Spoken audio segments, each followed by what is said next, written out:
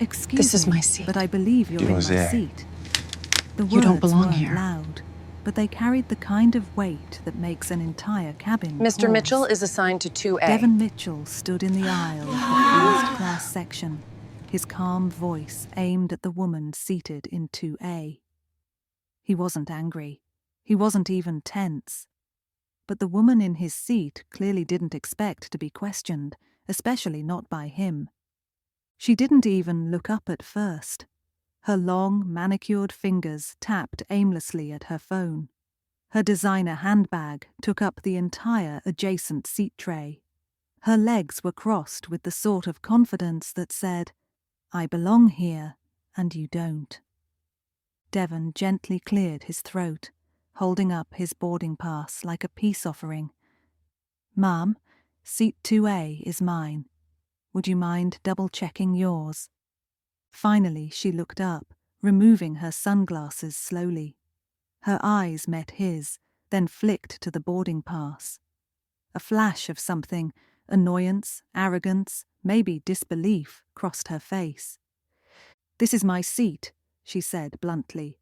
"You must be mistaken." Devon didn't move, didn't flinch. "I just confirmed it at the gate," he replied. "Would you mind asking the attendant to help sort this out?" She leaned back, rolled her eyes, and exhaled like he had asked her to give up her throne. "You really think you're supposed to be sitting here?" she said, not hiding the tone anymore. The nearby passengers looked up. One man subtly adjusted his phone camera toward the exchange. Devon noticed, but said nothing. A flight attendant approached with a trained smile. "Is everything all right?" "Yes," Devon said. "There seems to be a seating issue. I'm assigned to 2A. The attendant glanced at the manifest on her tablet and nodded. "That's correct. Mr. Mitchell, you're in 2A. The woman folded her arms. "This is ridiculous. I've flown this airline for years. I always get this seat." "Ma'am," the attendant said gently, "your boarding pass shows 3B. I'll help you get settled." "This is because he made a fuss, isn't it?" the woman hissed. "You're just trying to avoid a scene." With a tight, embarrassed smile, the flight attendant motioned her toward the aisle. The woman huffed, stood, grabbed her bag, and muttered, "Unbelievable," as she shuffled toward her actual seat in the next row. Devon sat down in 2A, adjusted his cuffs, and placed his carry-on neatly beneath the seat. He said nothing. He didn't have to. His silence said everything, but it wasn't over. Minutes later, just before takeoff, a flight supervisor boarded and walked straight down the aisle to Devon. "Sir, may I have a word?" he asked quietly. Devon stood, eyebrows slightly raised.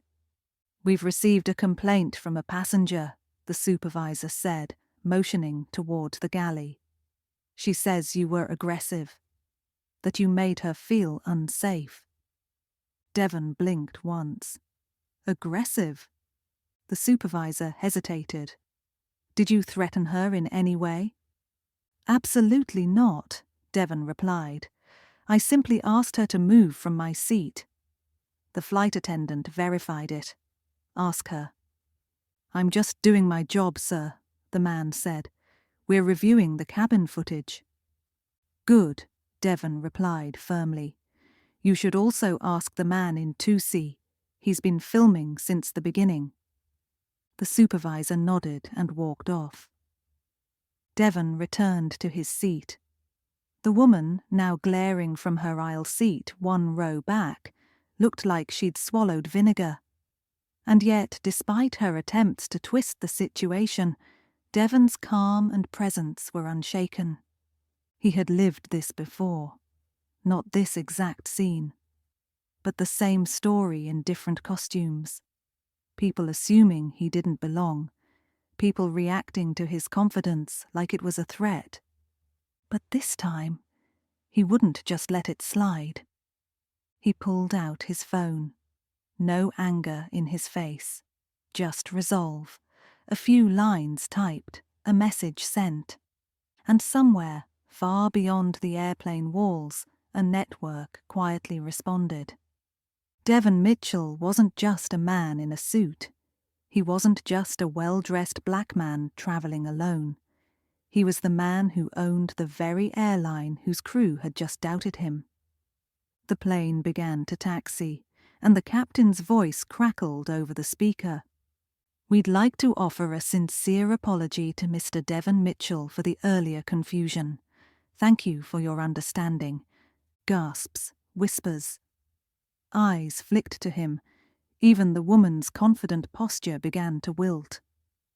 Devon remained still. He didn't look back. He didn't need to. That announcement wasn't just a correction. It was a warning. The world often tries to seat you where it thinks you belong, but power doesn't need to raise its voice. It just needs to show up. And Devon had shown up. The woman who once claimed his seat now sat quietly in hers, her face flushed and her voice gone. Whatever story she thought she was writing had just been rewritten by the man she tried to erase from the narrative. And the flight, it was just beginning. The cabin had never felt quieter. After the captain's announcement, the atmosphere in first class shifted like a tide turning. No more sideways glances, no more muttered doubt. Everyone suddenly realized exactly who Devon Mitchell was. The man they'd assumed was just another passenger had become the quiet axis of power around which the entire flight rotated. Devon didn't gloat. He didn't smirk or offer any parting glances. He simply reopened his tablet, adjusted his seat slightly, and resumed reading the business proposal he had paused mid-flight boarding. The only trace of disruption now lay behind him, a red-faced woman who had shrunk into her seat in 3B, clenching her designer tote like it could shield her from shame. But it wasn't over. Not yet. As drinks were being served, a different flight attendant approached Devon, not the one who had defended him earlier. This one looked nervous. Maybe she'd heard whispers. Maybe she was told to smooth things over. She leaned in with the practiced smile of someone used to crisis control. "Mr. Mitchell," she said softly, "we'd like to offer you a complimentary drink or meal on behalf of the airline." Devon looked up, polite but firm. "I appreciate the gesture," he said, "but I don't need freebies. I need your crew to treat every passenger with the respect they deserve, whether they're a CEO or not." The attendant swallowed hard. "Understood, sir. I'll stick with sparkling water." She nodded quickly and disappeared down the aisle. Behind him, he could hear the unmistakable sound of a woman trying to save face, loudly ordering a glass of wine, talking just a little too animatedly to the man next to her, making sure people noticed her. But no one did. The spotlight had moved on, or more accurately, been yanked from her hands. Devon took a slow breath and stared out the window. Clouds floated by like memories. He thought of how many times he'd been in this exact moment before. Different cities, different people, same message. You don't belong. And every time he had proven them wrong, not with rage, not with noise, but with undeniable presence.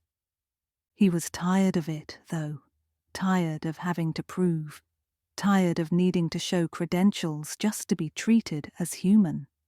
That's why this moment mattered. Not because he needed validation, but because the world needed correction.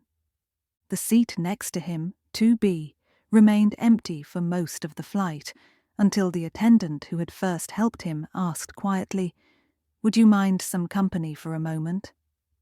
Devon gestured towards the seat. "Of course." She sat down, carefully folding her hands. "I just wanted to say, I've worked in first class for years. I've seen this play out more times than I can count, but I've never seen someone handle it like you did." Devon gave a small smile. "There's a script they expect us to follow. Anger, outburst, drama. I try not to give them what they want. You didn't. And trust me, everyone noticed." He studied her for a moment. She was young, but her eyes carried weight, the weight of watching, year after year, passengers who looked like him get questioned, delayed, disrespected. "What's your name?" Devon asked. "Sarah." "Well, Sarah," he said, "thank you for doing the right thing. That's all anyone's ever asking for." She nodded and rose. "You ever need a crew for your private jets?" she said with a grin. "I've got a great resume." Devon chuckled. "I'll keep that in mind." As she walked away, Devon's phone buzzed. A message from his assistant. "Already trending. The video hit 3 million views in an hour. You want to respond?" He thought for a second, then typed back, "No need." The silence was enough. But the world wouldn't stay silent. By the time the flight landed, news outlets had already picked up the story. CEO confronts racism in first class without saying a word. The video, posted by the man in 2C, had gone viral. And not just because it captured a dramatic confrontation. It captured a reversal, a moment where power wore a quiet suit and spoke calmly in a world that expected outrage.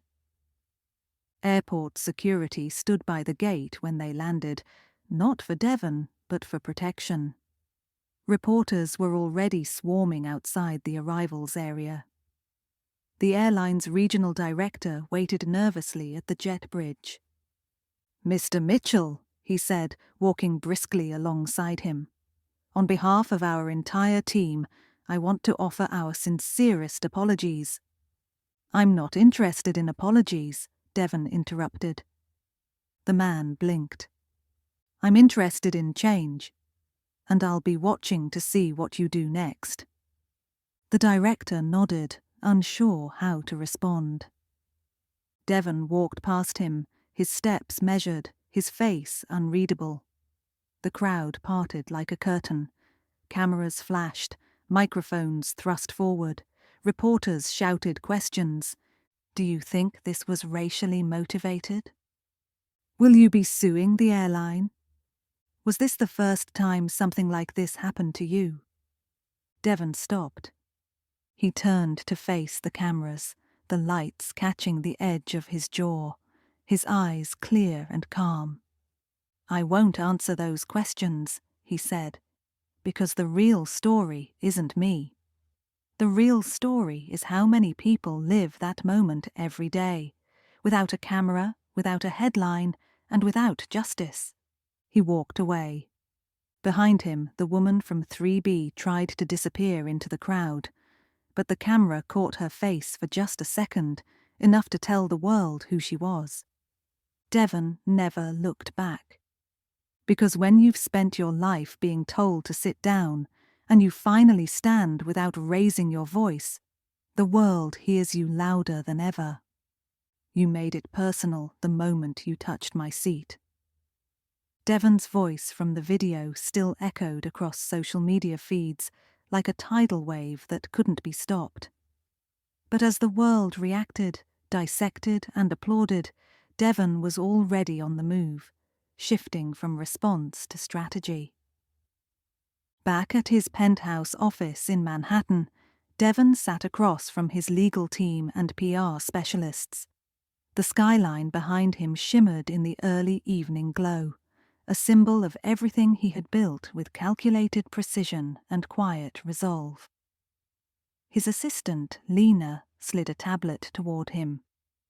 "You're up to 28 million views, and it's only been 18 hours. Devon didn't blink.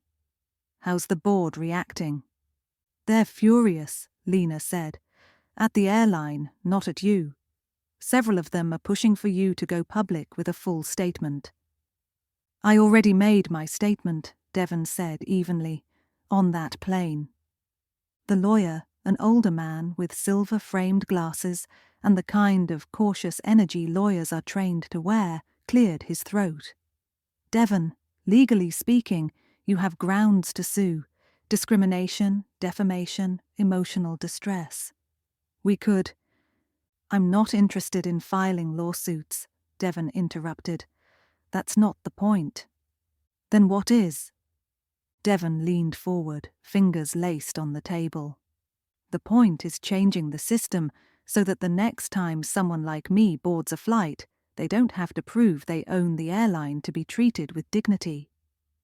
The room fell quiet. Lena glanced around. "So what's next?" Devon turned to her. "Set a meeting with the airline's CEO tomorrow morning. If they don't fix this internally, we go louder. And trust me, this was just a preview." While the media speculated about his next move, Devon had already mapped it out. Not with vengeance, but with vision. Later that evening, Devon walked through the glass doors of Sterling Tech's wellness floor, a space he had designed not just for employees, but for himself.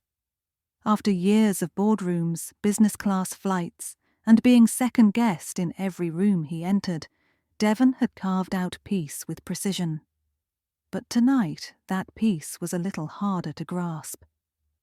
He stepped into the rehab pool, warm water lapping gently around his calves.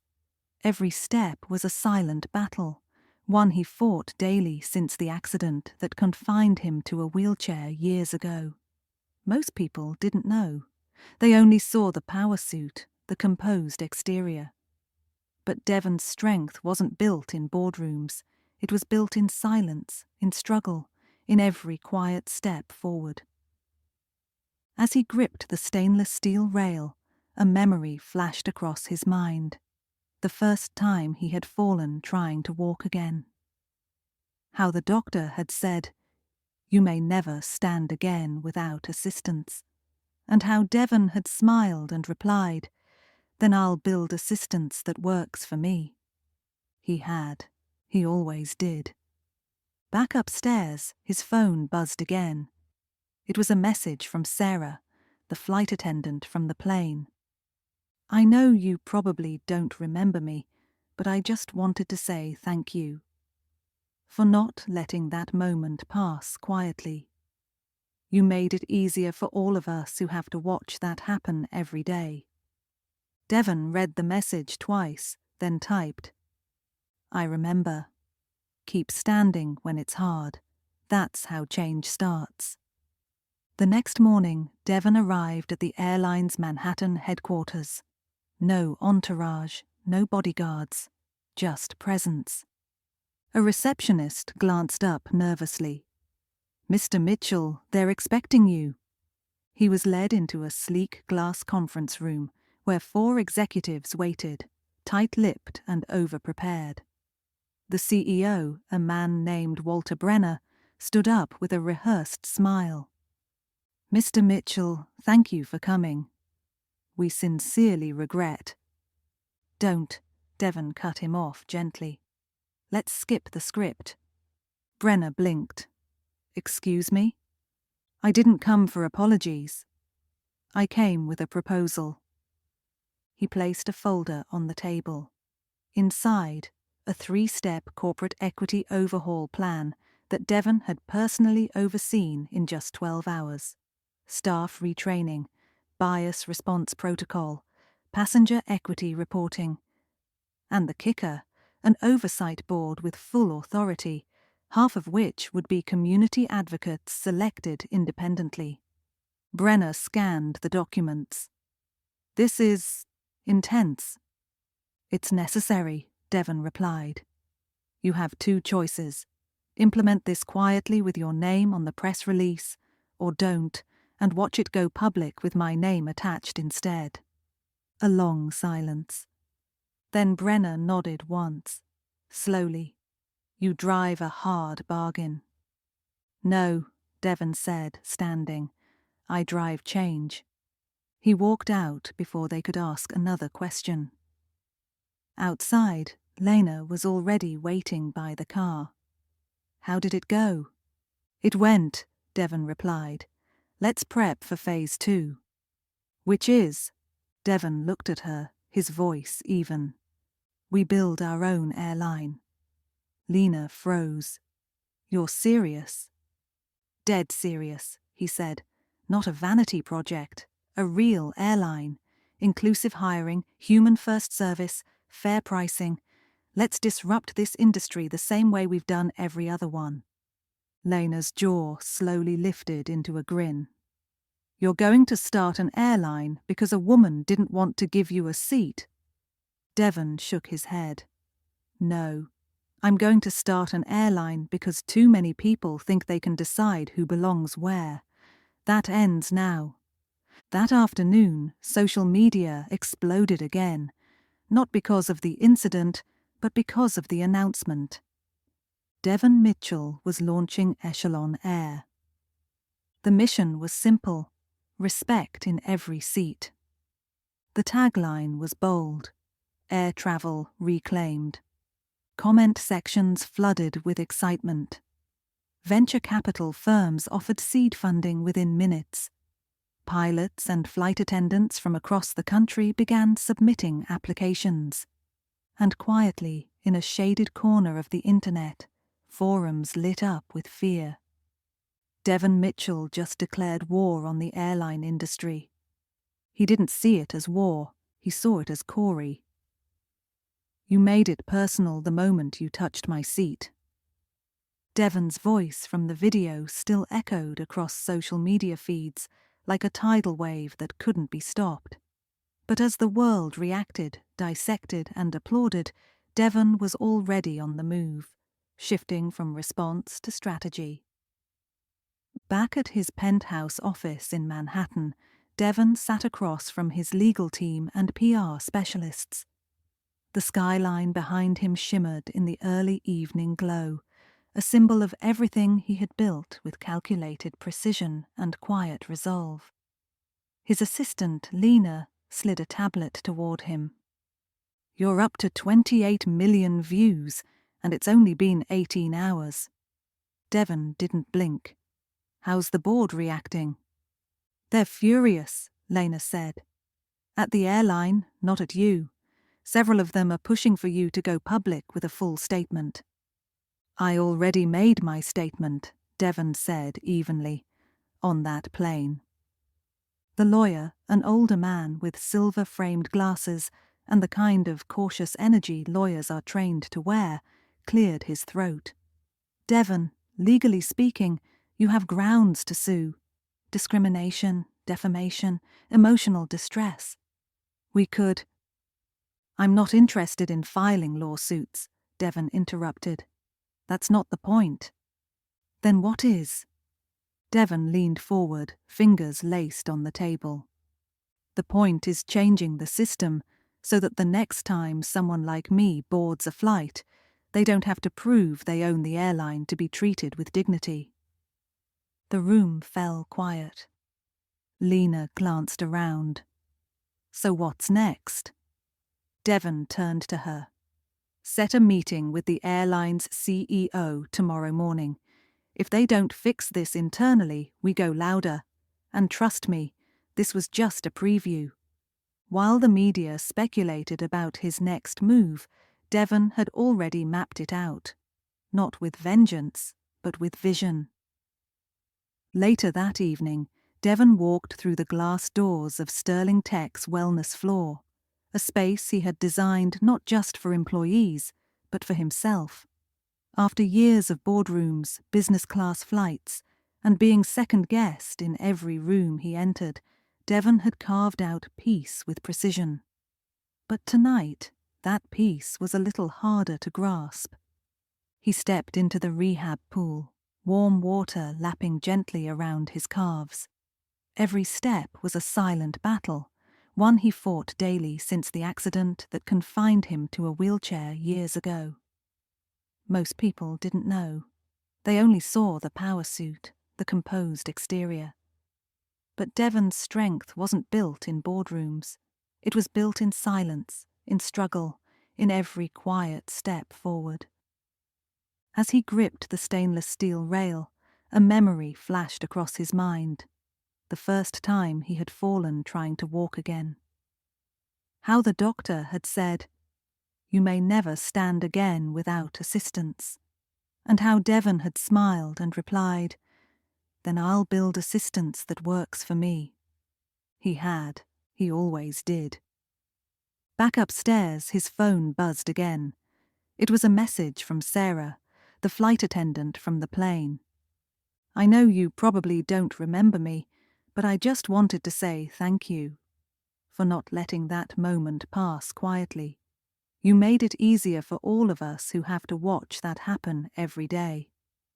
Devon read the message twice, then typed, "I remember. Keep standing when it's hard. That's how change starts." The next morning, Devon arrived at the airline's Manhattan headquarters. No entourage, no bodyguards, just presence. A receptionist glanced up nervously. "Mr. Mitchell, they're expecting you." He was led into a sleek glass conference room where 4 executives waited, tight-lipped and over-prepared. The CEO, a man named Walter Brenner, stood up with a rehearsed smile. "Mr. Mitchell, thank you for coming. We sincerely regret—" "Don't," Devon cut him off gently. "Let's skip the script." Brenner blinked. "Excuse me? I didn't come for apologies. I came with a proposal." He placed a folder on the table. Inside, a 3-step corporate equity overhaul plan that Devon had personally overseen in just 12 hours. Staff retraining, bias response protocol, passenger equity reporting. And the kicker, an oversight board with full authority, half of which would be community advocates selected independently. Brenner scanned the documents. "This is intense." "It's necessary," Devon replied. "You have 2 choices. Implement this quietly with your name on the press release, or don't, and watch it go public with my name attached instead." A long silence. Then Brenner nodded once. Slowly. "You drive a hard bargain." "No," Devon said, standing. "I drive change." He walked out before they could ask another question. Outside, Lena was already waiting by the car. "How did it go?" "It went," Devon replied. "Let's prep for phase 2. "Which is?" Devon looked at her, his voice even. "We build our own airline." Lena froze. "You're serious?" "Dead serious," he said. "Not a vanity project. A real airline. Inclusive hiring, human-first service, fair pricing. Let's disrupt this industry the same way we've done every other one." Lena's jaw slowly lifted into a grin. "You're going to start an airline because a woman didn't want to give you a seat?" Devon shook his head. "No, I'm going to start an airline because too many people think they can decide who belongs where. That ends now." That afternoon, social media exploded again, not because of the incident, but because of the announcement. Devon Mitchell was launching Echelon Air. The mission was simple: respect in every seat. The tagline was bold: air travel reclaimed. Comment sections flooded with excitement. Venture capital firms offered seed funding within minutes. Pilots and flight attendants from across the country began submitting applications. And quietly, in a shaded corner of the internet, forums lit up with fear. Devon Mitchell just declared war on the airline industry. He didn't see it as war. He saw it as correction. You don't fix a system by asking permission from the people who broke it. That was Devon Mitchell's quiet philosophy as he stood on the rooftop of Sterling Tower, staring down at the city that once tried to ignore him. He wasn't just reacting anymore. He was building, and he was building fast. Within 48 hours of announcing Echelon Air, Devon had secured a $50 million commitment from 3 venture partners, all longtime collaborators from his tech days. But it wasn't just the money that mattered. It was the message. This wasn't about competing with the legacy giants of the airline industry. It was about creating a blueprint that would render their old ways obsolete. At a team roundtable later that day, Lena laid out the roadmap with her usual surgical clarity. We begin onboarding in 30 days. Pilots, staff, training, all under your inclusive leadership model.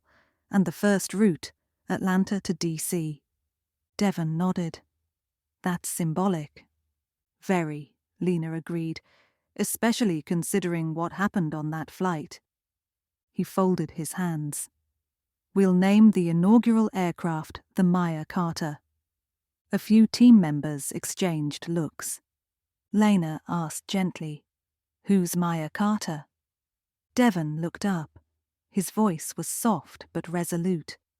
She was the woman who refused to move from her seat. She thought she was above me. She was the moment. But now she's just a name we've redefined. Across social media, hashtags were trending again. Echelon Air. Seat 2A reclaimed. Hashtag Devon takes flight. But not everyone was celebrating. Inside a boardroom at Zenith Airways, one of the major carriers, senior executives were already plotting. This isn't just noise, warned CFO Jonathan Bryce. Devon Mitchell isn't some celebrity with a passion project. He's the same man who turned a defunct app into a billion-dollar healthcare tech empire in under 5 years. If he says he's launching an airline, he's not bluffing. Their legal counsel leaned forward. We need to prepare for market disruption, and I don't mean press releases, I mean corporate sabotage, strategic counteroffers to his staff, and lobbying in Congress to stall whatever he's building. The CEO of Zenith, a sharp-eyed man named Carver, tapped his pen against the table. No, let him fly. Let him even get a few routes up. Then we crush him, quietly, legally, permanently. Back in Devon's world, the pressure was mounting, but so was the momentum. Design teams presented uniform concepts built around dignity and function. No stiff suits, no name tags that screamed subservience, just clean, comfortable designs with personal expression encouraged. Training modules were approved that focused on empathy, not robotic protocol. Passengers would be seen, not processed. A reporter from The Atlantic asked Devon during a feature interview, "Why an airline?" "You're a tech visionary, a healthcare innovator, a real estate magnate. Why now?" Devon's answer was simple. Because dignity doesn't travel unless someone carries it. I'm just building the plane for it. Meanwhile, in a quiet suburb outside of Charlotte, North Carolina, Maya Carter, the woman who had refused to give up her seat, was watching it all unfold with disbelief. Her husband stood behind her, jaw tight. "You see what he did?" He turned it into a movement. Maya stared at the screen. "He's weaponizing it. He made me the villain." Her husband snorted. "You were. Excuse me?" "You acted entitled. You mocked a man in a wheelchair because you thought money made you immune. It didn't." She slammed the tablet down and walked away. But the damage was done. Devon had never once said her name on record. He didn't need to. The world had already decided who she was, and now the spotlight had shifted. Devon's next move came fast. At a televised press conference in front of a massive Echelon Air banner, he stood behind a podium that bore no corporate logo, just one word, accountable. Echelon Air is not just about flights, he began, voice measured but firm. It's about flight, for everyone who has ever been told they were too late, too poor, too black, too female, too disabled to sit where they belong. A standing ovation rose from the crowd. He continued, "We are partnering with underrepresented engineering students across HBCUS to enter aviation design. We're opening gates for single mothers who want to become flight attendants but never had the childcare. We are building from the ground up with intention." As the applause swelled again, Devon looked off to the side. There, near the edge of the crowd, stood Veronica Sterling, once his fiercest rival in the corporate sphere, now watching silently, unreadable. Later that evening, she called him. "You've grown," she said, skipping any greeting. Devon chuckled softly. "I had to." "I underestimated you once," she admitted. "I won't again." Was that an offer? It was a warning. Click. Devon smiled, pocketing the phone.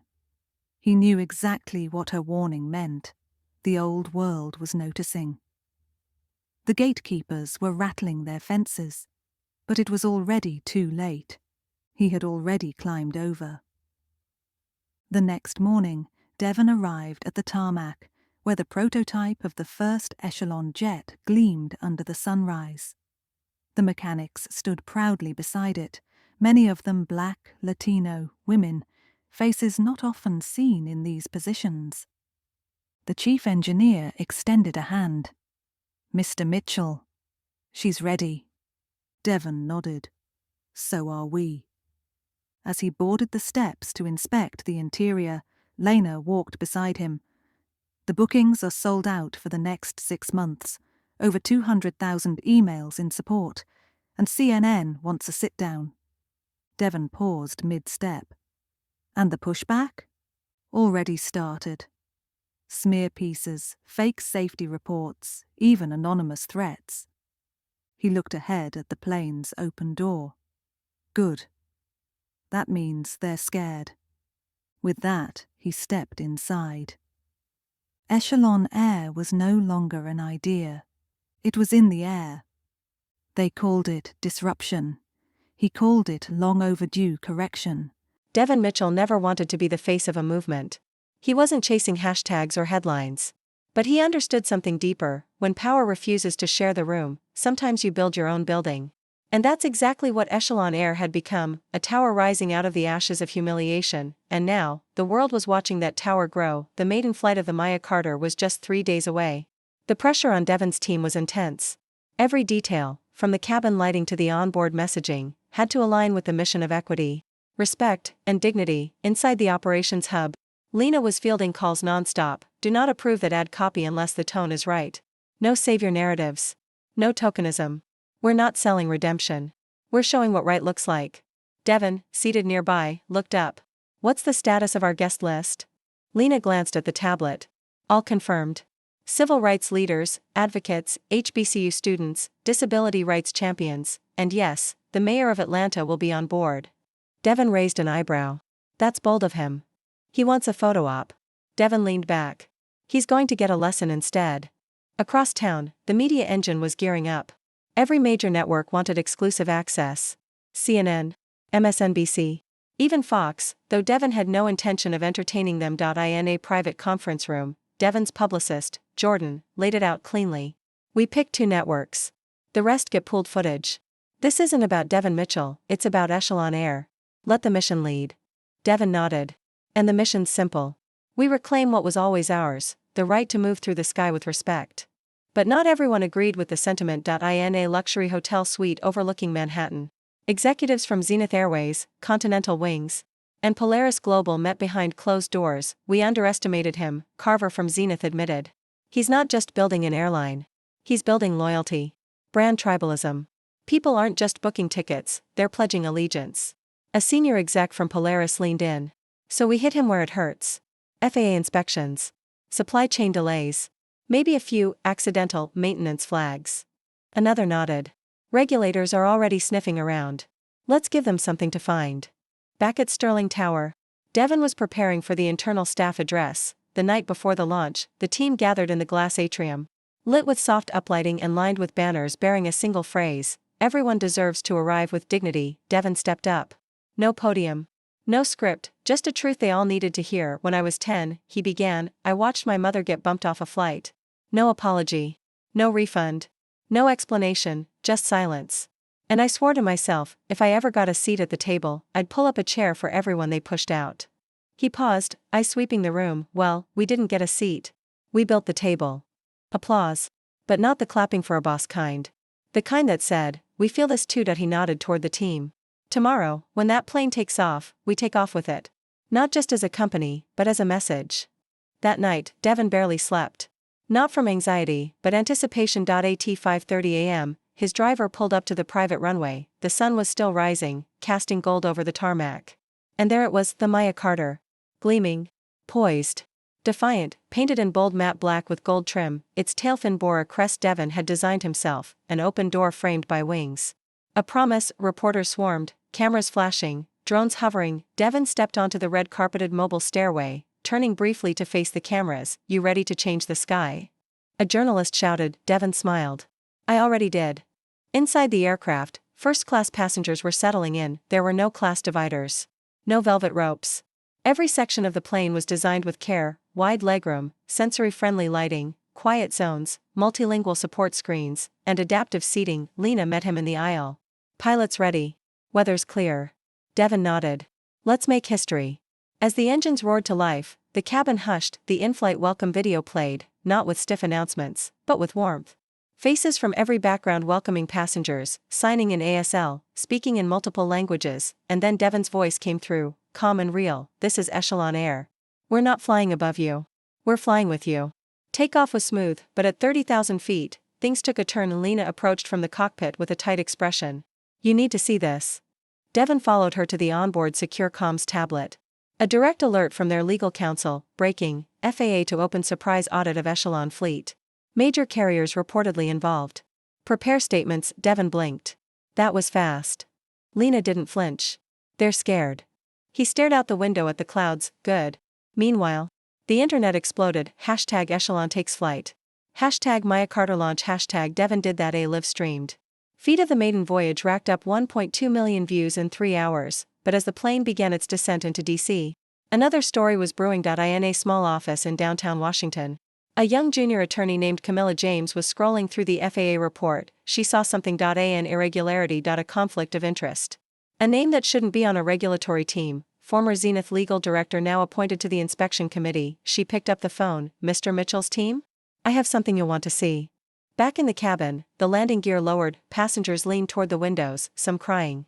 Not from fear, but from emotion. They had just flown in a space that saw them. When the wheels hit the ground, the applause came again, louder. Deeper. Devon sat still. Hands folded. This wasn't a destination. It was only the beginning. You can't audit a storm while it's already in the sky. Devon Mitchell stepped off the Maya Carter onto the tarmac of Reagan National Airport, not as a man, but as a movement. The moment his polished Oxfords touched the ground, cameras snapped like lightning. But he didn't pause for glory. This wasn't a victory lap. It was a warning shot. Lena caught up to him, breath sharp. "Camilla James is waiting in the terminal." She said. "It's urgent." Devon nodded. "Let's hear what she's got." Inside a quiet private lounge, Camilla stood, laptop open, fingers twitching with restrained anxiety. "I pulled the FAA inspection team's records. One of the lead reviewers, Paul Grierson, worked as senior counsel for Zenith Airways until last year. Conflict of interest isn't even the word. This is sabotage dressed in regulation." Devon leaned in, voice low. "You sure? I've got emails. Internal memos." He signed NDAs with Zenith that prohibit him from working on competitor cases. "And now he's leading your audit? That's not an oversight. That's a setup." Lena glanced at Devon. "We go public?" Devon shook his head. "Not yet. Leverage first, then light the fuse." He turned to Camilla. "You just became our whistleblower. You okay with that?"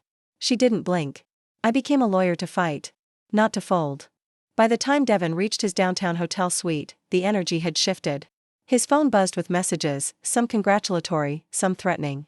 News cycles ran footage of the inaugural flight on loop, but beneath the headlines, tremors of resistance were building, and they weren't. Subtle, anonymous threats, cancelled. Supplier contracts, sudden errors in echelons. Payment processing platforms. The system was pushing back, but Devon had been here. Before that, he opened his laptop and began writing. Not a press release. A manifesto. If you fear equity, it's because you've lived in comfort built on someone else's exclusion. The post went live at midnight. By morning, it had over 12 million views. Journalists called it the Altitude Manifesto. Civil rights organizations reposted it. Celebrities quoted it.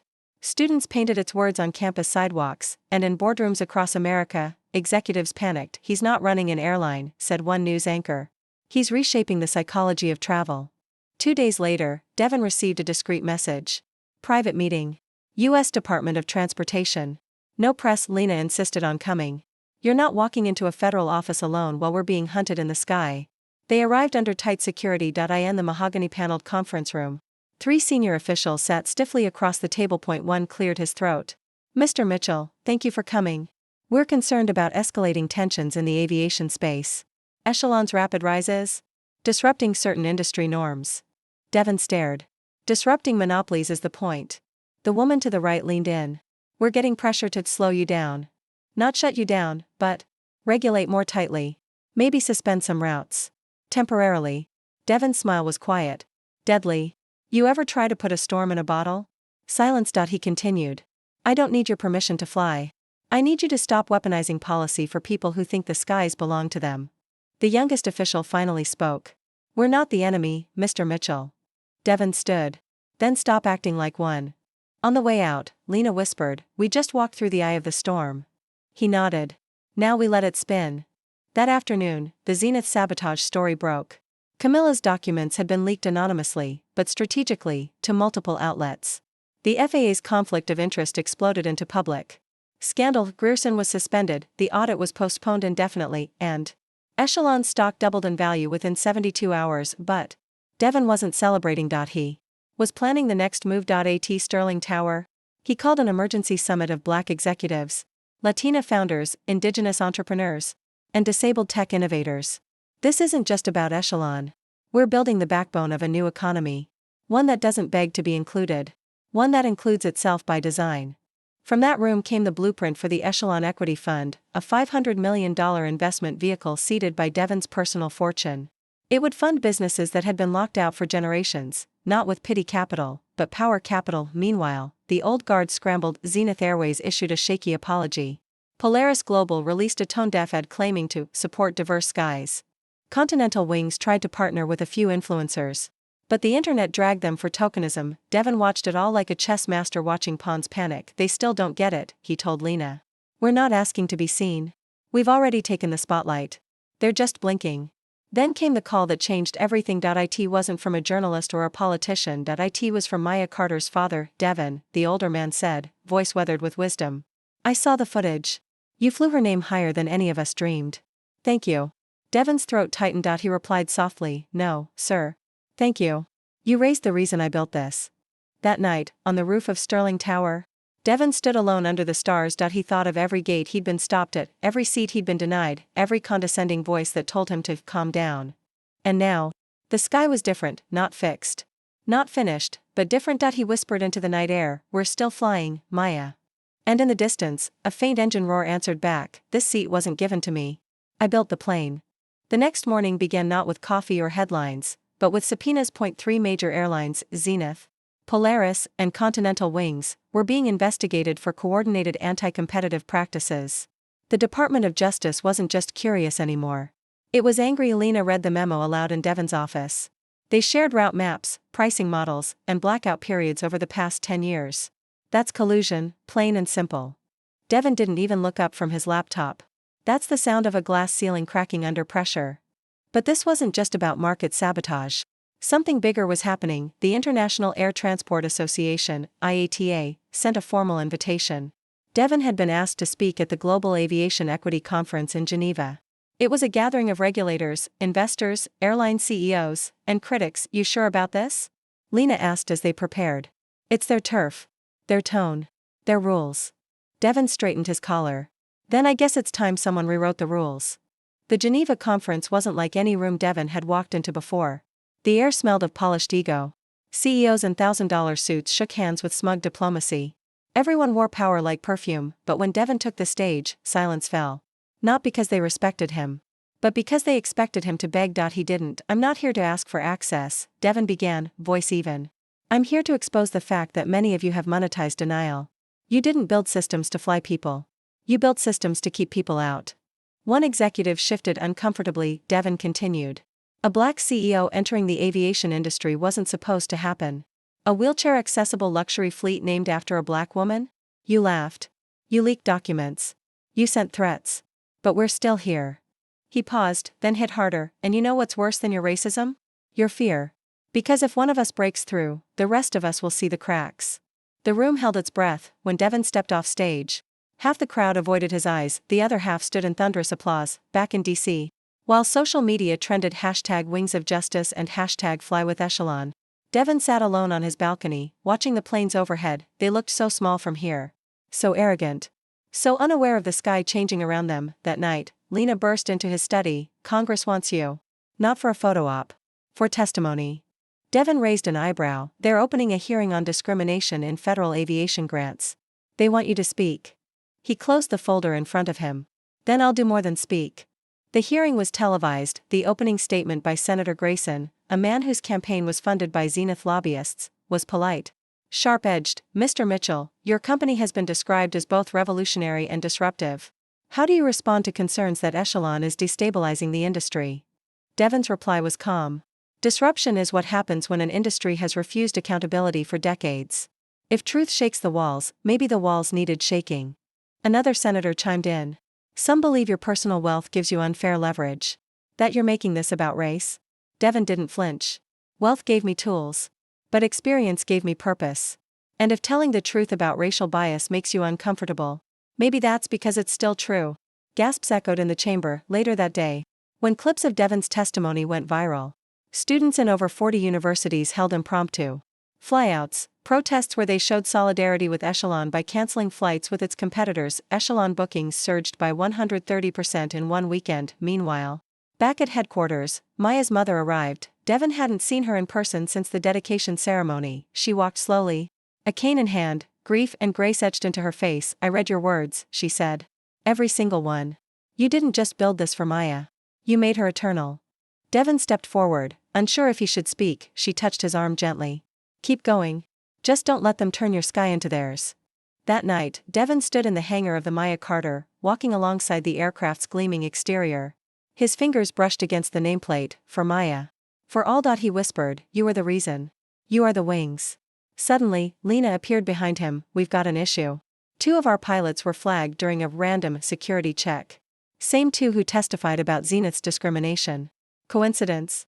Devon clenched his jaw. "They're trying to discredit us from within." He paced, thinking. "Release a statement," he said finally. "But don't defend us. Defend the principle. This isn't about Echelon anymore. It's about every black worker whose badge is used against them. Every immigrant whose accent is seen as threat. Every woman whose resume is doubted." Lena nodded. "I'll draft it." Devon looked out over the runway. "They think they're playing defense," he said. "But we're the storm."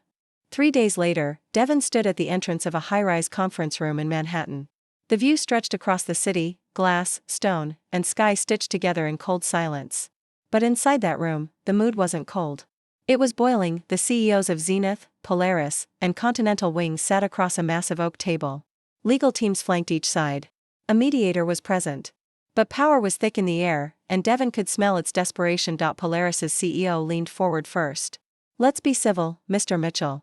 We all want this resolved quietly." Devon didn't sit. He glanced at the nameplates on the table. "What you want is protection. But this isn't a fire you can smother. This is a fire you lit." Zenith's rep shot back. "You're using your story as a weapon."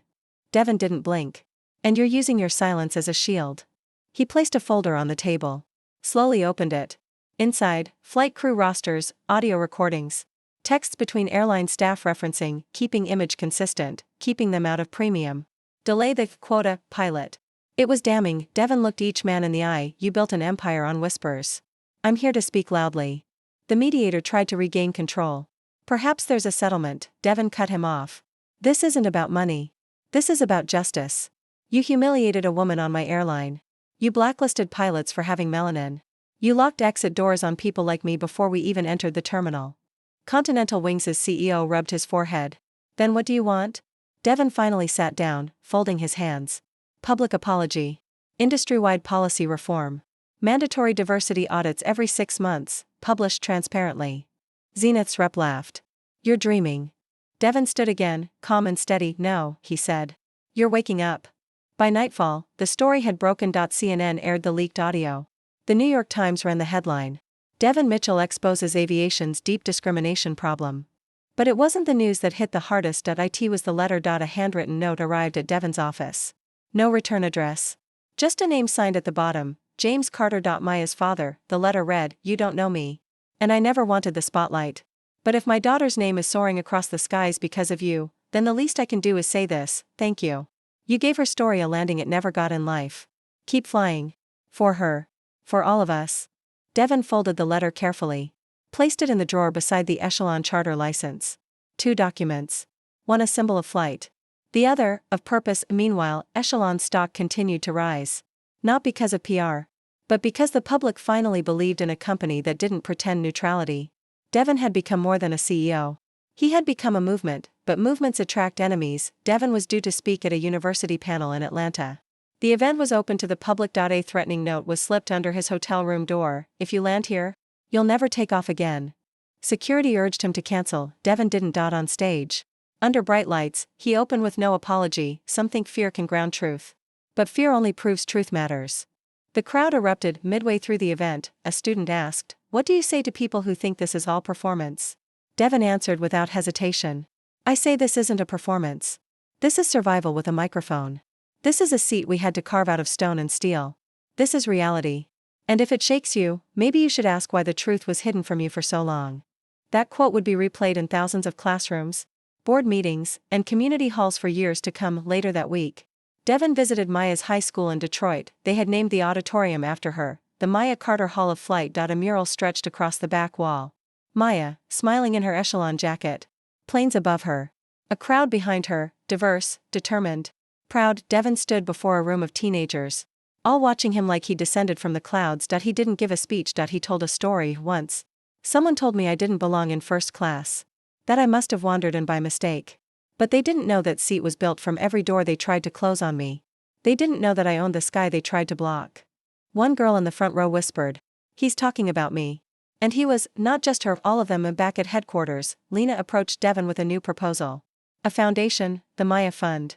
A scholarship program.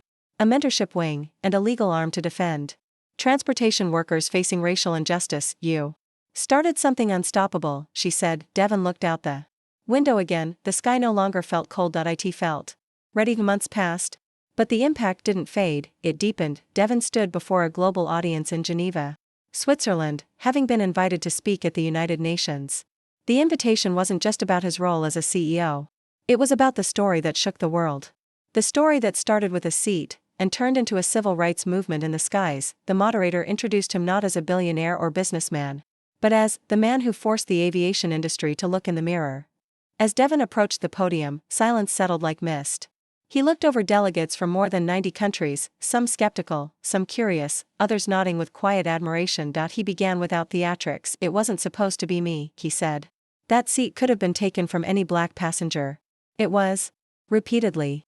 But something shifted the day I decided not to move, not just physically, but historically. Cameras flashed. Pens scribbled. Live streams climbed in numbers. Devon continued, People say business should stay out of politics. But when your identity becomes political, silence becomes complicity. He paused. Let the words breathe. I built an airline. But I didn't do it for comfort. I did it for correction. I did it so no little girl named Maya, or any person who looks like her, ever gets told again that they're flying in the wrong direction. Applause.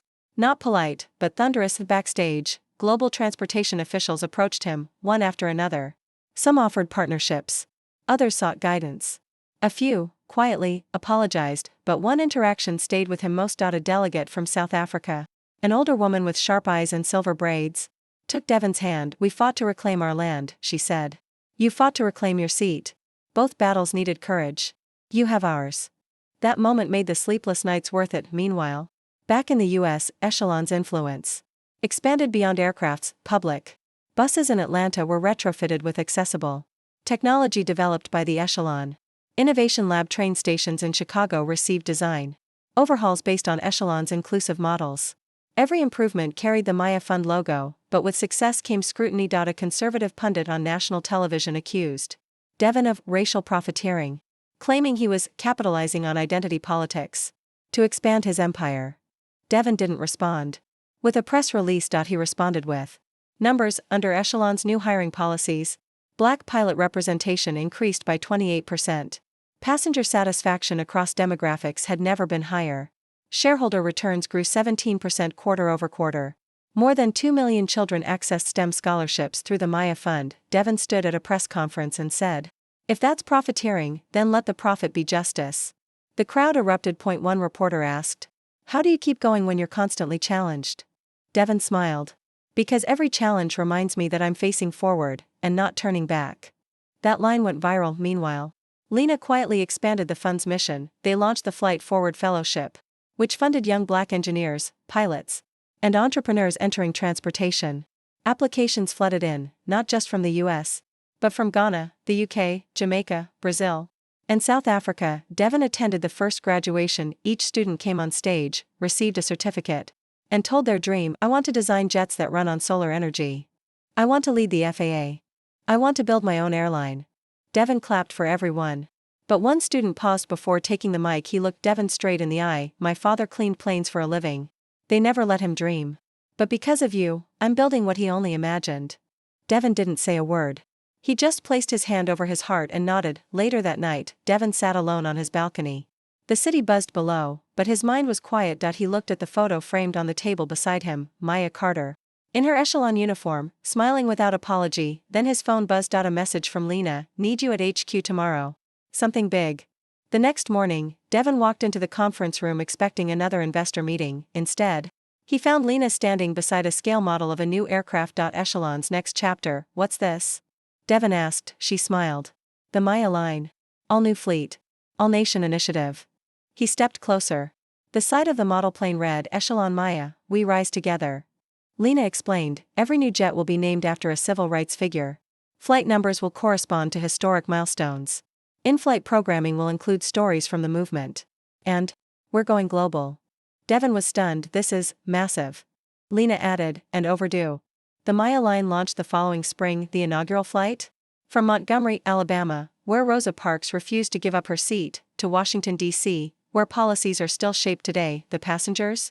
Activists, students, descendants of civil rights icons, and crew entirely made up of Black professionals, from pilot to ground staff. Devon didn't fly that day. He watched from the tarmac. As the plane lifted, a tear rolled down his cheek. "This one's for you, Maya," he whispered. It was supposed to be just another interview. Devon sat across from the world-renowned journalist Marcia DePaul on a dimly lit soundstage. The cameras were rolling, but the moment felt more intimate than public. Lena stood behind the scenes, arms crossed, watching with the same intensity she'd carried since day one. Marcia leaned forward, eyes narrowed with curiosity. "Devon," she said softly, "after everything, the confrontation, the courtroom, the UN, the Maya line, what has changed in you?" Devon didn't answer right away. He looked down at his hands. These were the same hands that once scribbled flight plans in a dim dorm room. The same hands that clenched in rage on that airplane. The same hands that built something unstoppable from one stolen seat. He raised his gaze. "I used to think success was survival," he said. "Now I know success is disruption. If you're not unsettling something, you're not shifting anything." Marcia nodded. "Do you feel forgiven by the world?" A pause. "I didn't ask for forgiveness," Devon replied. "I demanded reckoning." The interview aired in over 70 countries within 48 hours. Clips spread like wildfire, but it was one moment, just one, that cracked open a deeper reaction. Marcia had asked, "If Maya could see what you've built, what do you think she'd say?" Devon smiled. A slow, steady smile. "She'd probably laugh first," he said. "Then she'd say, 'Took you long enough, sir.'" Social media exploded. #took you long enough trended for 3 days straight, becoming a rallying cry for reform across not just airlines, but tech, media, education, and healthcare. In Houston, students painted murals of Maya on school walls with the words, "She took her seat so we could take flight." In Lagos, an aviation startup named their new drone fleet the Devon series. In Sao Paulo, Protesters carried signs that read, "Equity isn't turbulence. It's navigation." The movement had wings, but with every rise, there comes resistance. An anonymous whistleblower leaked documents suggesting that a major airline coalition had tried to quietly block Echelon's expansion into European airports. Regulatory hurdles were suddenly piling up. Inspections were delayed. Airspace authorizations revoked. It wasn't coincidence. It was backlash, silent, calculated, powerful. Lena called Devon into her office. The look on her face said everything. "They're not going to stop you in public," she said. "They'll try to bleed you behind closed doors." Devon nodded. "Then we open the doors." He authorized a full transparency campaign. Echelon released every license denial, every unexplained delay, every contract that had mysteriously fallen through, and exposed the pattern of coordinated obstruction. Devon appeared live again, but this time, not with prepared remarks. He stared straight into the camera. "If fairness threatens you, then you weren't doing business, you were doing gatekeeping. We're not asking for permission anymore." The public roared back. Consumers cancelled loyalty programs with the competing airlines. Shareholders of those companies filed legal complaints. Governments across the EU launched their own investigations into potential cartel behavior. And in the middle of the storm, Devon received an invitation from the Smithsonian National Air and Space Museum. They wanted to enshrine the original seat, Seat 2A, from that flight. It had been preserved quietly by the airline after the trial, labelled and locked in evidence storage. Now it would stand in a museum alongside the Wright brothers' plane and the Apollo 11 capsule. Devon visited the museum privately before the public unveiling. He stood before the glass case, hands in his pockets, staring at the seat that changed everything. It looked ordinary.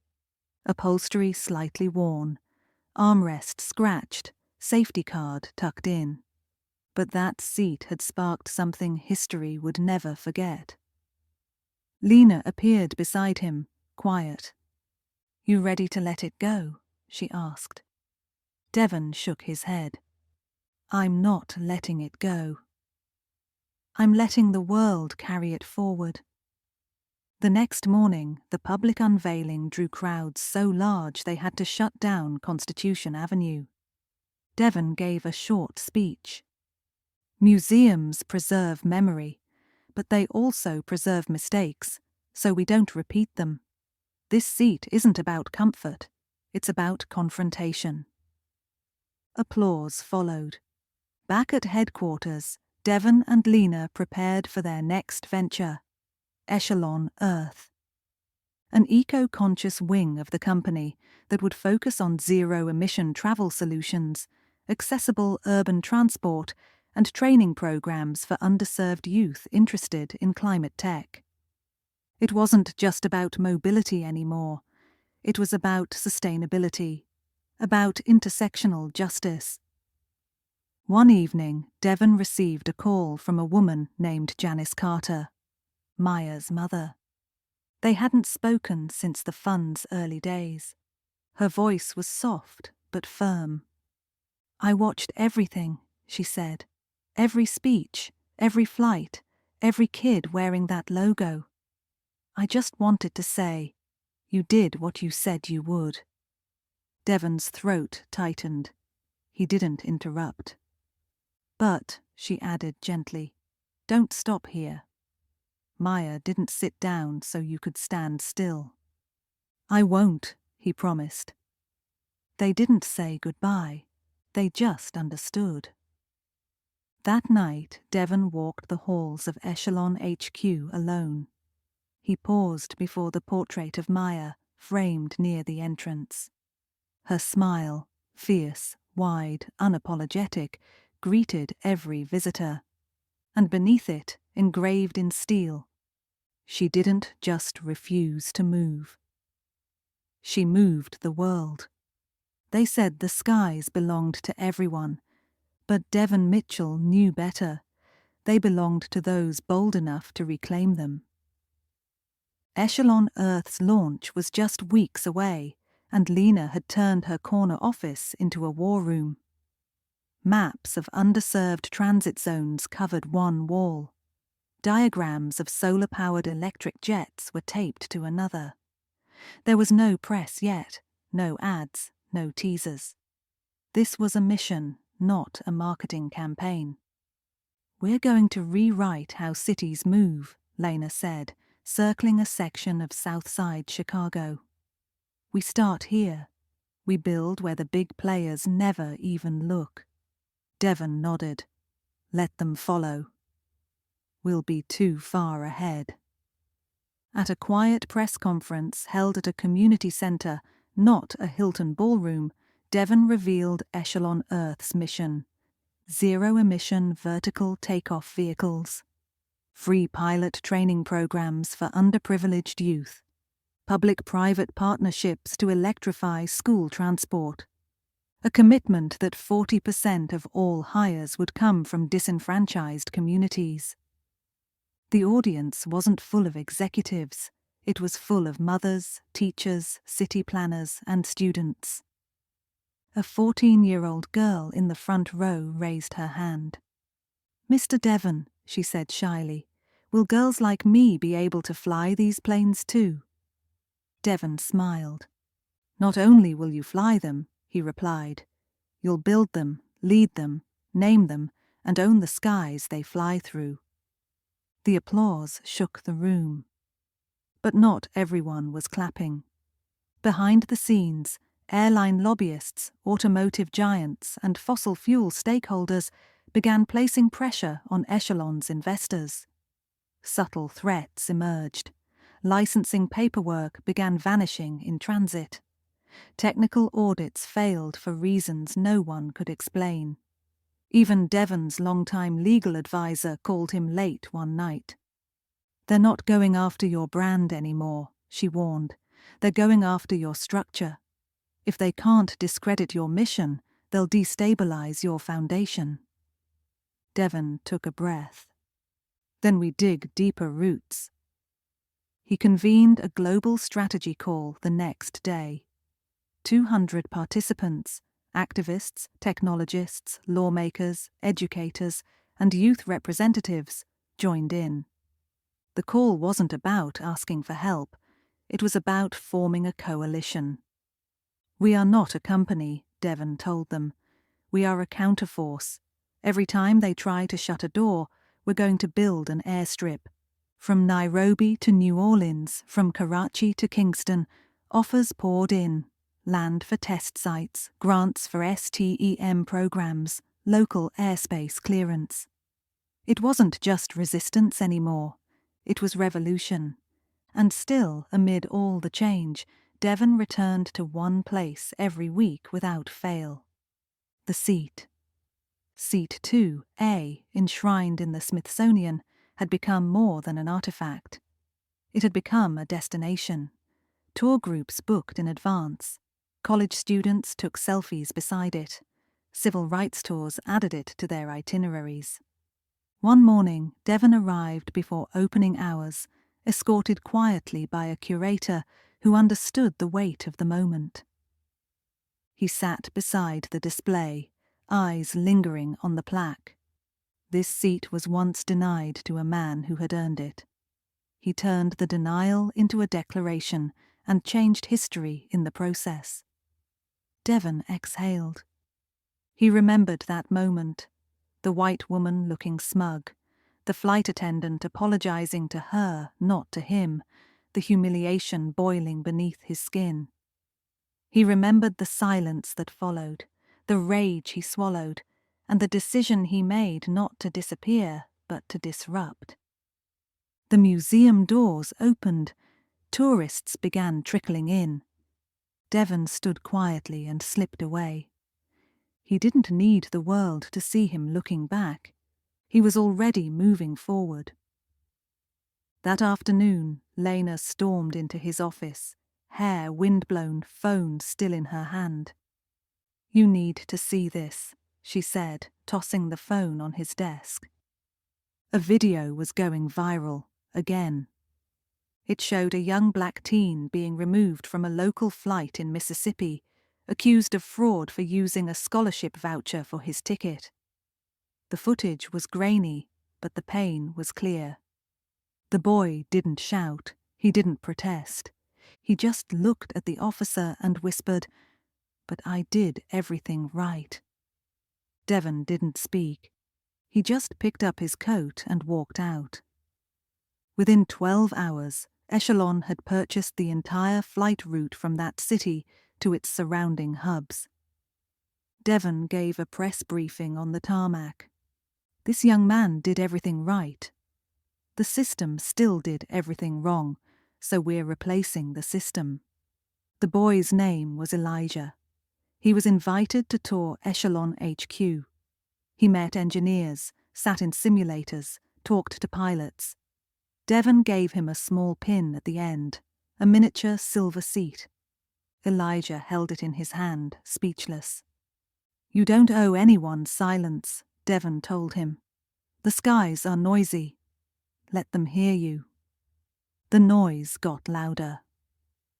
Elijah's story sparked a renewed wave of activism. Transportation bias audits were conducted nationwide. Airlines were forced to disclose internal data on ejections and denials. One truth emerged: black and brown passengers were disproportionately removed from flights across the country, often for non-compliance that turned out to be nothing more than speaking firmly or boarding early. Congress held hearings. Devon testified. Again. But this time he didn't read from a script. He looked each lawmaker in the eye. "We've been told for decades that progress is in the air. But the air has been poisoned with bias. We don't need new slogans. We need new systems, and we're building them, with or without your blessing." The room fell silent. Then came thunderous applause from the gallery. Outside, supporters chanted, "From one seat to every sky." And so Echelon's legacy expanded from courtroom to cockpit, from protest to policy, from one stolen seat to an entire generation refusing to wait for boarding announcements. Devon didn't just own an airline anymore. He owned the moment. And that moment, loud, clear, undeniable, was only gaining altitude. Sometimes change feels like turbulence, sudden, disorienting, and impossible to ignore. But Devon had learned how to fly through it. By the time Echelon Earth entered its second year, the company had built more than just air routes. It had laid down cultural runways in places the aviation world had forgotten. Their next-gen wings program was running in 42 cities. Their mentorship labs had placed 3,000 students in internships at global tech hubs. Women, especially women of color, were now sitting in training cockpits at a rate that rivaled any Ivy League gender parity stat. But with every new success came a new form of pushback. The opposition didn't wear suits this time. They wore smiles. A popular news anchor, polished, charismatic, dripping with subtle condescension, aired a 3-night exposé called Sky High Illusions: The Real Cost of Equity in Aviation. The show opened with soft music and smooth graphics. Devon was labelled a well-intentioned disruptor, but the undertone was clear. He was being framed as reckless.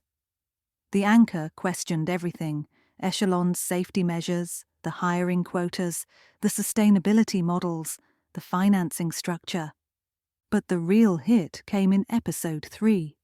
A leaked document, anonymously submitted, suggested that Devon Mitchell had once threatened a transportation regulator during an off-record call, implying coercion.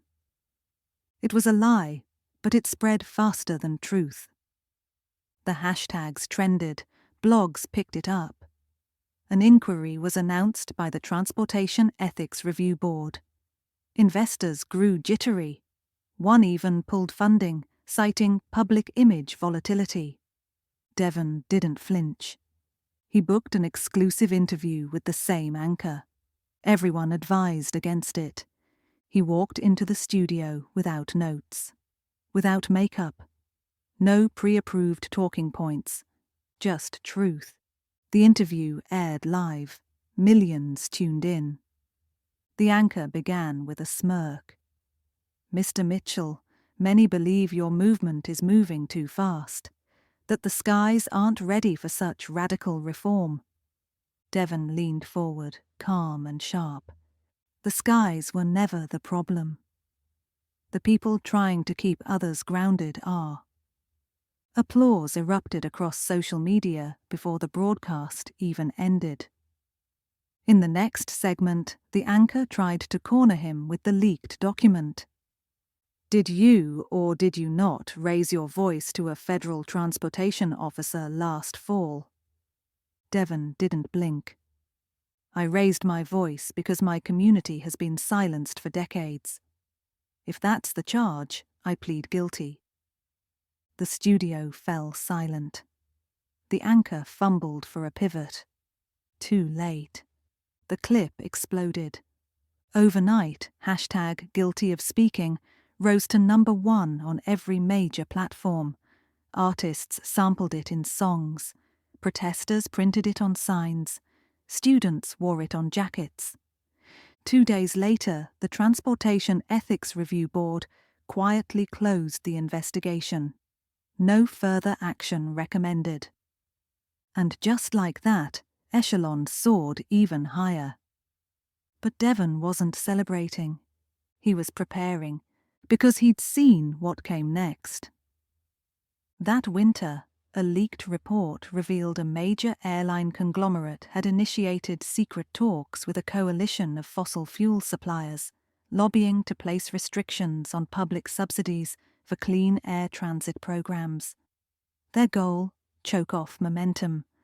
They called it neutralizing the updraft.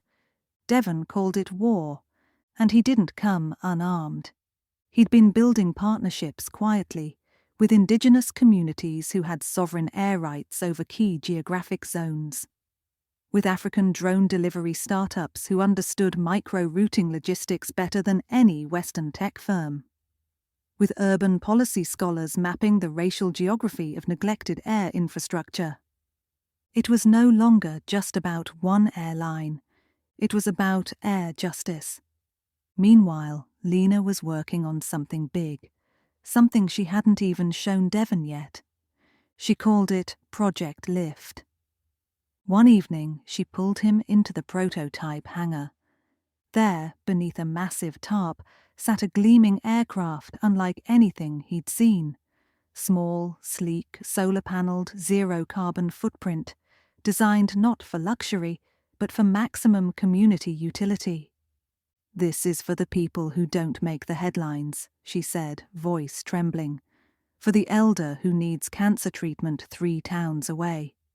For the single mom who works 2 jobs and still misses the last bus. For the child who dreams of flight but lives under skies filled with noise, not hope." Devon walked around it in silence. Then he looked up. "What's it called?" Lena hesitated, then smiled. "Seat 2A." Devon's throat tightened. "You're naming the aircraft after—" "No," she interrupted gently. "We're naming the fleet." In that moment, he understood something deeper. The seat was never about him. It was a placeholder. Now it was becoming a platform. Project Lift was unveiled on the anniversary of Devon's original airline confrontation. But this time, there was no airport humiliation, no white woman claiming space that wasn't hers, no corporate apology buried in legal language. There was only a community park filled with families. And in the sky above, 10 low-emission aircraft painted with names like Voice of Elijah, Darius's Wings, Nia's Path, Maya's Flight, Seat 2A, each one representing a person, a protest, a principle, each one reclaiming a future. Devon gave a short speech. No teleprompter. "When they told us to stay in our place, we built one. When they shut the doors, we built airstrips. When they denied us a seat, we built a fleet. This isn't just innovation, it's correction, and we're not asking permission anymore." The crowd erupted, and far above them, cutting through clouds that once held them down, the fleet soared forward, a reminder that sometimes the highest flight begins from the lowest seat. As the sun set behind the final departing aircraft, its tail painted with the bold letters "Equity lives here," Devon looked into the horizon not as a CEO, but as a catalyst. The story that began with a stolen seat ended with thousands rising to reclaim their sky. But this isn't just Devon's victory, it's a blueprint for every person ever told to stay in their place. So if you've ever been silenced, sidelined, or shamed, remember your seat still exists. It just hasn't been built yet. Share this video, tell your story, reclaim your sky.